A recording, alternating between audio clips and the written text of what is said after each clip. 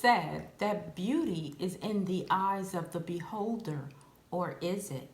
Do we still need to be Stepford wives, all designed from the same Barbie doll mold, with perky breasts, perfect heart-shaped rear ends, and pleasing dispositions in order to be considered beautiful? While standing in the line at the grocery store looking at the magazines, I started noticing the different types of models representing what in this day and age is considered to be beautiful.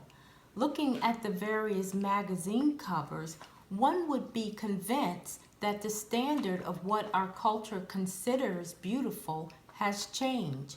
After all different types of models are represented. But the underlying message is clear that the standard of what the beauty industry considers beautiful is still unrealistic and unobtainable. Beauty just has a different name with pink hair. We are taught that in order to be compassionate of others, we have to change how we view ourselves. If we are unaccepting of what we see when we look in our mirror, there is little hope that we will be compassionate of others. The process of change can only begin when we have a positive self-image. The Women and Children Health Network states, beauty image is really about three things: how you see yourself, how you think you ought to look, how you wish to be seen by others. In one study conducted by Nitcher and Nitcher in 1991, adolescent girls described the ideal girl as 5 feet 7 inches, 100 pounds, size 5, with long blonde hair and blue eyes. On any day, one can clearly see that most females do not fit this standard.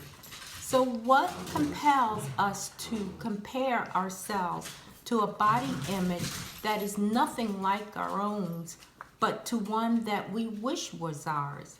According to feminist Kristen Anderberg, we are being brainwashed to hate our bodies so that we buy unnecessary products to remedy them and waste endless hours on artificial beauty.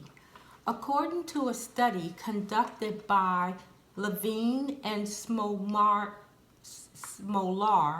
the thin idea is conveyed and reinforced by many social influences, including family, peers, school, athletes, business, and healthcare professionals.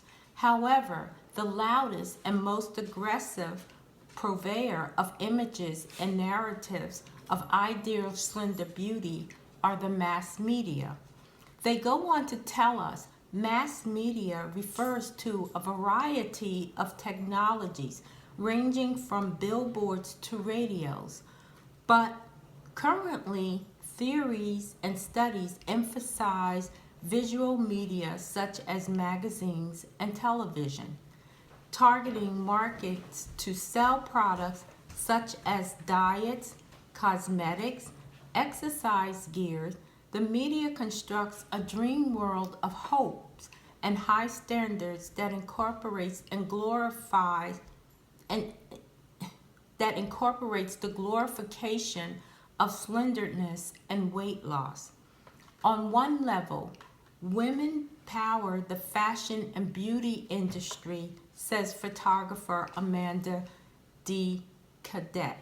We are the ones purchasing the products, yet the images that are being created are not created by us.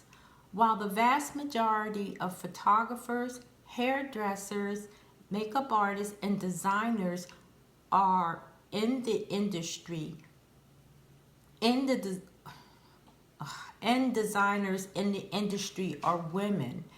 At the very top, it's mostly men.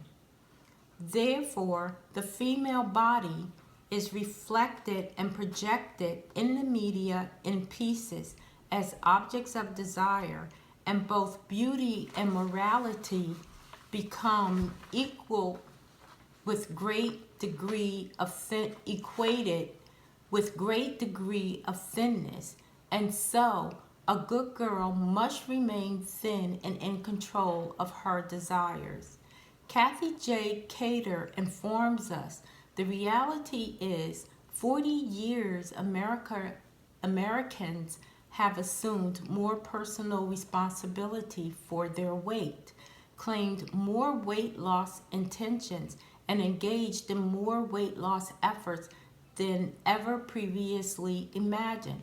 On any given day, 46% of the population is actively on a weight loss diet, and many more plan to begin or resume one.